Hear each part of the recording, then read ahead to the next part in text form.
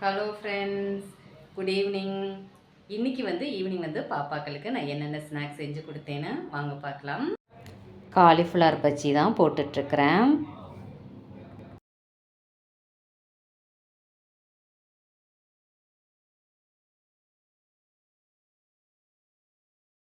ஒரு cauliflower bajji ready.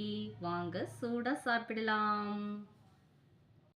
பிறகு beans, carrot, corn போட்டு சுட சுட மேகி செஞ்சு கொடுத்தேன்.